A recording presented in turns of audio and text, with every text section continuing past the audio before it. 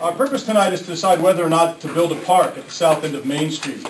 Plans for what we are calling Queen Sally Park have been created by the nonprofit group Architects Without Borders. Their design incorporates an amphitheater for outdoor events, low-maintenance landscaping, water features, picnic seating, and a garden-like upper tier affording spectacular views of the Columbia River. It also utilizes bioswales, stormwater planters, permeable surfaces, and other features to reduce runoff from the property. There are diagrams. This is the latest design. I hope we have enough. If not, we can share. An earlier version is just behind our town attorney, Tom Doman. The town has applied for funding for this park through the state's Recreation and Conservation Office, and we are scheduled to make a final presentation to that agency in mid-August. The total estimated cost of this park is $859,470. That's a big number. We reached this total by adding estimates for the geotech survey, for a cultural resources study, and several other line items that we may or may not require, plus Washington State sales tax, to the final budget that Architects Without Borders delivered to us last Thursday. The RCO package would fund 50% of the actual cost, up to $429,735.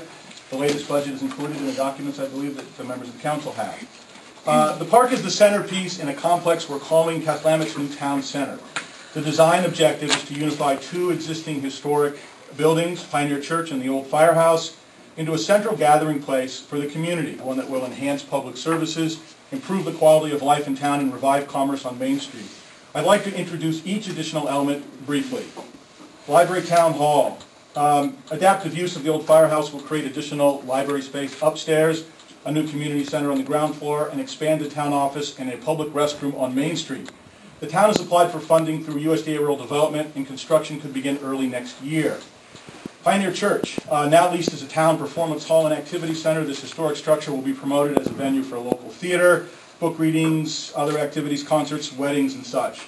The Park Trail, this pathway has existed for more than a century. The plan is to repair it and provide safe, lighted pedestrian access from Main Street below to Angle Street above. It would include stairs, viewing benches, and replacement of the blackberry and other non-native species with area-appropriate plantings to prevent further hillside erosion and improve views from the trail. The town has applied for Department of Ecology funding. Town center parking. A new parking area suitable for 10 to 14 vehicles is proposed for the space alongside the alley on the north side of Pioneer Church. Again, if you look at the plan behind our town attorney, the north side would be up on that drawing, so the north side of the alley. The parking area would be developed as a public-private partnership, and it would replace existing library town hall parking. At the center of this complex would be Queen Sally Park.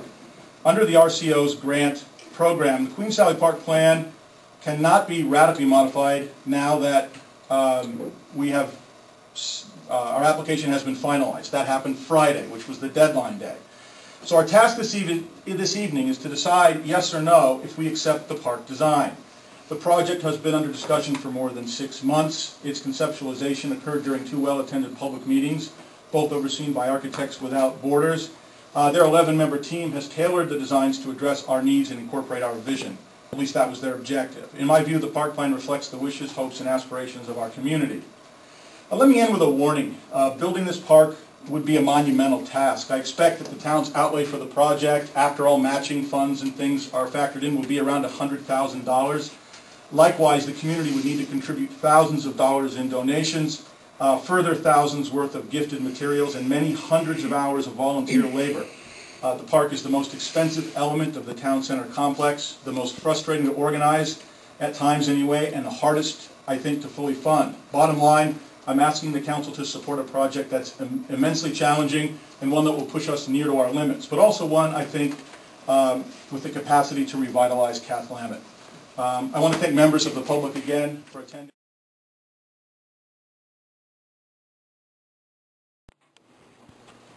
There are some limitations that I would like to point out to the council and our honored guests. Number one is we haven't been able to take care of what we got.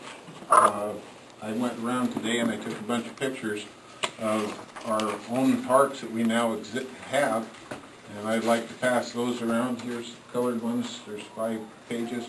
I didn't realize there was going to be troubled times where we don't know where our next dollar is coming from.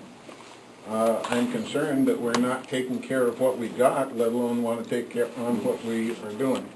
Some of the photos that I passed around show the abilities of volunteers to take care of things as they have promised to do.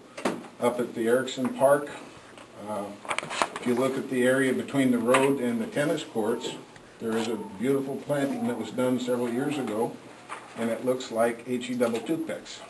It's not weeded, it's not had the bark dust replaced. It just is an eyesore to somebody that wants to brag about what we can do for our community. As far as having an amphitheater, I think it's a great idea. I think we're just putting it in the wrong spot. We have a very nice park that is maintained better than most of our deals just down the street from us, called Strong Park. There is a natural land formation there that is facing the Columbia River, which has spectacular sunsets. There's even a park bench down there. You'll see one of them in the pictures.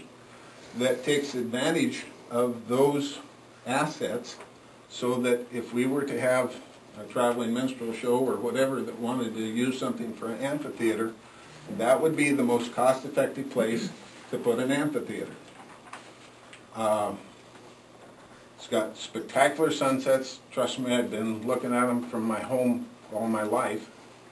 They're just closer than where I live. And it would not cost hundreds of thousands of dollars in order to make an amphitheater down there.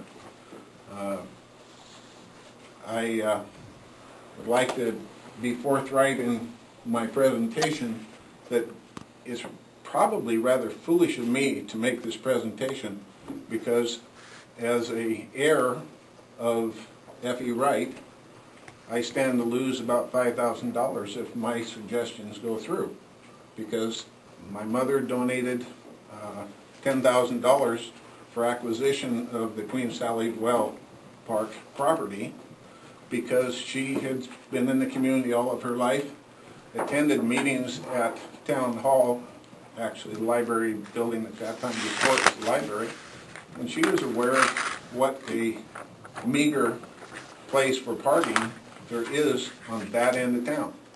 So she came up with $10,000 and donated it to be applied towards the Queen Sally Well parking area. If this motion goes through, myself and my brother plan to ask the town for $10,000 to reimburse us for a gift that was not complied with. So it's going to cost an additional $10,000 to the town, in my opinion. Maybe our lawyer will tell me differently, but it seems to me that the promise has not been fulfilled. Trust me, I'd like to have $5,000. Anyhow, the pictures that circulated around where people were offered a place to grow their own vegetables because they don't have big enough yards to do it in town or whatever the reason, you'll notice that there are some that were taken care of quite well and some of them that aren't. I hope that if this goes through, that we're going to get the people that are taking care of their vegetables to help take care of the park. It looks to me like a very large expense to the town to be able to put on a maintenance crew to take care of a park of this nature. I suspect it would take at least one person almost full-time during the summer to be able to do that. Right now we don't have that in our budget. I do like the concept of increasing the town's livability. I just don't think we can handle it. I would be in favor of postponing our application. If it takes another 2 years to get our act together, maybe we might be able to do it in that amount of time, but I don't think we're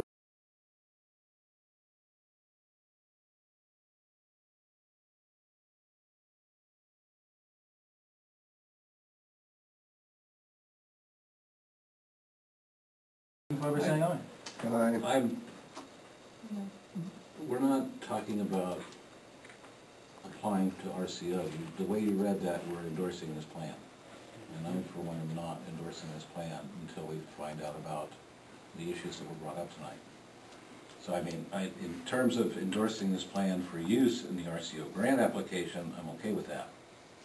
But endorsing the way the motion was read, I'm not prepared to apply for that. What was the, Well, the original motion was to approve the Queens Valley Park conceptual plan, and that's the question I raised. Did we have to modify that motion or restate that motion after hearing the public comment? well, okay, I need a motion that gives me confidence that when I go to ask the state of Washington to fund a park and say, we're asking you to pay 50% of this cost, and we believe it is within our ability to come up with the other funds that we'll need, and in-kind, and labor, and all the other things, by a certain day. Again, Q3 is my estimate, 2011. We're on board.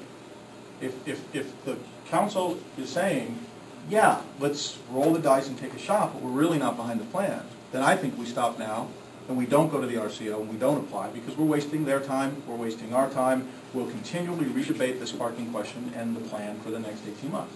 I think that's a huge waste of council's time, it's a waste of my time, it's a waste of time of my staff.